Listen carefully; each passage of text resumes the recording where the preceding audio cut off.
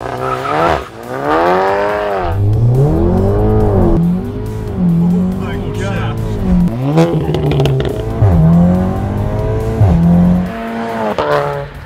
back to Max HP. It is Nick and I'm here with Hayden today and his Volkswagen Golf R. So for someone not familiar with the car, can you describe how it compares to other cars and where it stands in the world of hatchbacks? Ooh, I would probably, as far as other hatchbacks, I'd have to put it up pretty high on that list. Okay. Obviously anything in Europe is gonna be probably better, like RS3s, anything like that that you can get in a hatch. Right. But as far as what we have here in the States, I'd say probably the closest comparison would be like a Focus RS. Okay. If it was to race an RS, they're pretty much neck and neck. Pretty much, yeah. The Focus RS has more horsepower stock. Starts 350, whereas like this is like 292. But these make power a little bit better. A little more comfortable was really my main point in going like a Golf R versus a Focus. Cool, sweet. So as far as tuning goes, I know this is definitely not stock. No. So can you go over what's done with the tune, who tuned it, and what difference that makes in power? Yeah, so I did integrated engineering, so i.e. I'm stage 2, so that's their intake, intercooler, downpipe, a few other little bits and pieces. The other big one for the platform would be like EQT and tuning through an access port. Power-wise, pretty similar. My buddy has an S3 that's on EQT, which is like the same engine, practically the same car, just hatch versus a sedan. Also stage 2. So, nice. Yeah. Okay. So you tuned it, and then as far as supporting modifications, can you go into what's all done to this, and you can, you know, point stuff out if you need? And yeah, as far as like supporting mods, not too much else done. I'm gonna do a lot of suspension work, do like a big brake upgrade at some point. Otherwise, I mean, the tune comes with a DSG tune as well, so upgrades the transmission, shifts a little faster,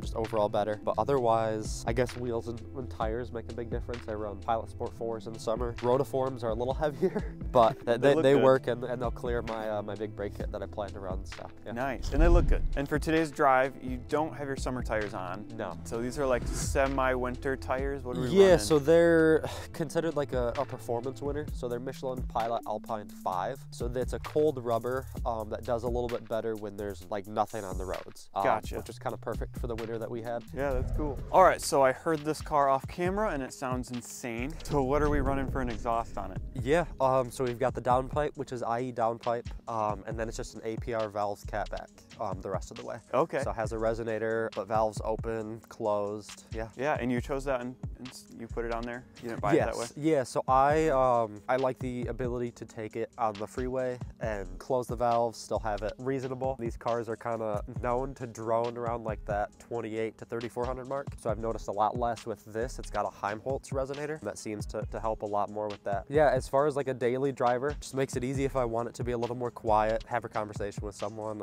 Exhaust as it is open, isn't super loud. Really like the sound of the whole setup. That's sweet. All right, so out of all the sports cars you could have bought, how did you end up being the owner of a Golf R? I knew I wanted a hatchback, and I came from a Civic Si, so my initial thought was to get a Type R. They were a little too expensive at the time. Yeah. Like almost 50,000. This was a lot more reasonable. I've always wanted all-wheel drive to kind of get into more German cars as well. It's got a lot of similarities with a lot of Audis as well, so it's, you know, it's kind of just a easy choice. Like, it makes easy power.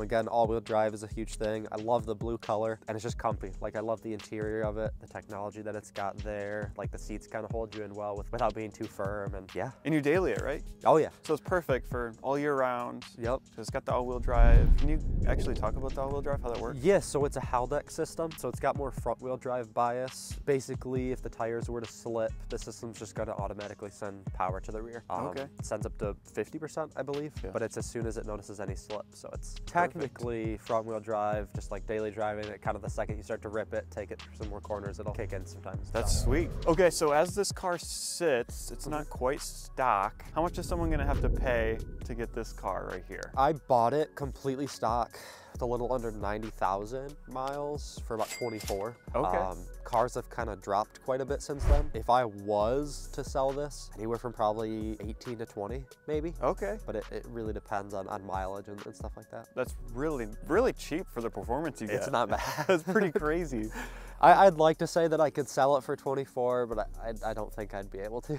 Yeah. How much does like the tune cost and the exhaust? I think those are your main modifications. Yeah, so IE's whole kit together, see, it's like $350 for the intake, a little under $1,000 for the downpipe. Tune for the engine is probably about $800, DSG tune, probably altogether about $3 grand, maybe a little more, maybe a little less. It's gotcha. They have a kit that they sell everything together with, so I forget exactly how much it is, but it's around that ballpark. The exhaust was $2,500, probably the most expensive exhaust you can get for the car.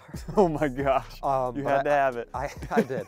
Yeah, I had an X-Force set up before, which was also valved, and it was a little too raspy. The drone was pretty bad, so I figured I'd sell that and use that money to go towards this, and I've been happy with it. All right, we're gonna go on a drive soon, but a couple more questions. What is your favorite part about the car, if you had to choose one thing? Ooh, probably the color. I love the Lapis blue color, and the hatchback altogether I think just works really well. Yeah, is it a stock color? Yeah, this is actually a stock color. Oh, okay. I feel like it's probably the most popular color for the platform. All right, now to follow up that question, what is something you would change about this car if you could? My dream would be to put to Daza swap it. So taking the 5-cylinder that you get in the RS3 and the TTRS and swapping it into these. There's a few people who have done it. It sounds crazy, makes crazy power, and everything fits for the most part. It's expensive though. It's probably 30 grand to swap everything over. Oh my gosh. But in an ideal world, if I could put that engine in this, I'd have this car forever. It'd be the perfect car. That'd be freaking awesome. It'd be crazy. It's like either buy a whole new car or do that. Yeah. But, all right, well, I think that's enough talking. Shall we take it on a spin? Yeah. All right, let's do it. You got a couple different settings with the exhaust. Yeah. Can you go over those and we can hear them? So it has, like I had to hardwire it with like an AWE setup, but basically on is gonna open the valves, off just pretty much closes them. So that would be closed. Okay. And then. That's sweet. Yeah. So it kind of takes, like, you notice a little bit of the rumble goes away, but it opens it up quite a bit. Well, let's do this. Yeah.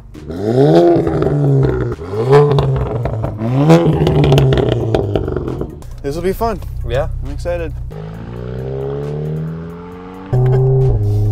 Oh, wow, it sounds really good. Thank you. Is that a boost gauge right there on your vent? Yeah, so it's P3 gauge, so it'll read boost. It'll even do like 0 to 60 intake temps. It'll do 0 to 60? Yeah. What's it called? P3. So they specialize in a lot of gauges that are go in vents. And I'm not a huge fan of having like an access port just kind of sitting there. Holy crap.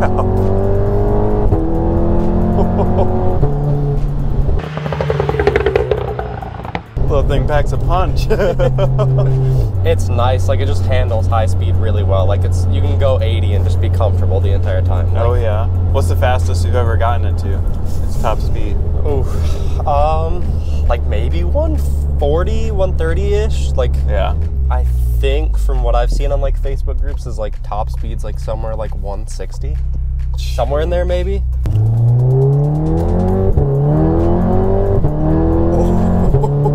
Wow. It picks up. Wow. It's torquey. It throws you in your seat. It does. It sucks you back and holds you there. So it's like 410 crank. I want to dyno it, but it's supposed to be like almost like 500 something torque. Wow. It pulls pretty well. We'll do a launch here too once we get up a ways, but. What's your favorite pull to do in it? Or a launch? What's your favorite thing to do in it? I love to take it fast on like windy roads and just kind of push it to its limit.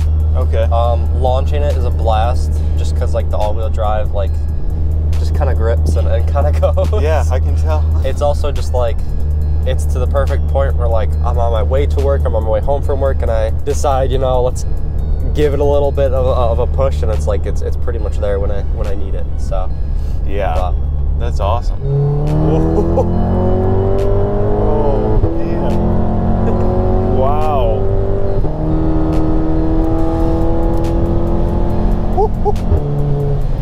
Holy crap!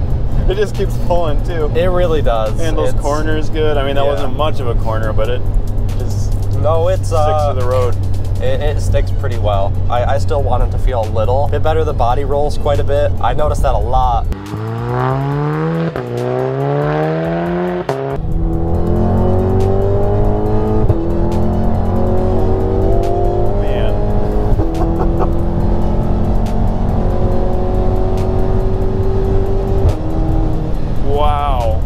up from 60 real quick. It really does. The power maybe starts trickling down at like 120-ish. It starts to cap off towards the top end. From the low end though, it pulls pretty good. And I'm sure from a dig too, so like 0 all the way up to like 120, I'm sure it's just quick. Oh, it's But with a car like this, it's like track oriented. You're not really needing over 120 very much. No, that's my plan at least. We'll see. Man. Oh. Alright, we'll turn around here and do a launch. Sweet.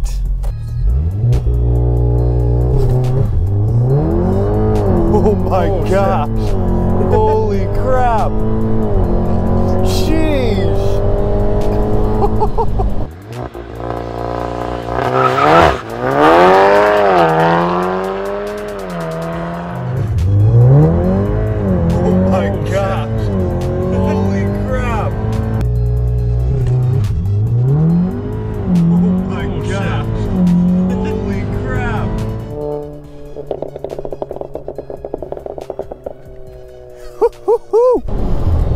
No way, that is so quick. It pulls pretty hard. Holy crap. It gets me too every now and then. I don't launch it a ton. And it's always kind of Oh my gosh. People definitely sleep on these. Like they see a Volkswagen Golf and like, oh, it's just a hatch. It's definitely surprising. I mean, it gets moving. Like it's a light car. Like it handles corners pretty well. It's quick. We can do another launch here. Yeah, we gotta try launch with the windows down a little bit, I think. Yeah, we'll just like crack it open. Try launch with the windows cracked, see what that sounds like.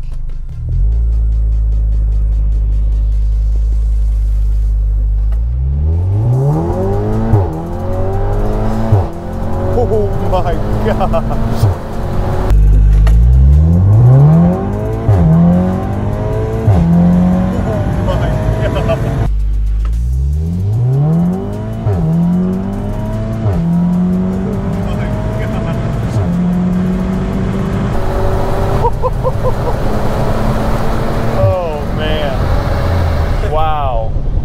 It was holding a little lower than usual. That's why I kind of held it a little longer, but seems to be fine. Wow. I love that shifting sound. Oh, just the clunk like the DSG with the exhaust. It's nice.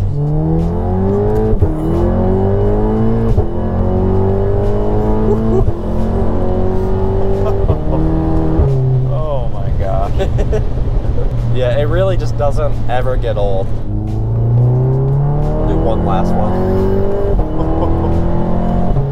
One last sweet pull. Well, thanks for doing that. Of course, I appreciate it. Thank you. It was great to meet you.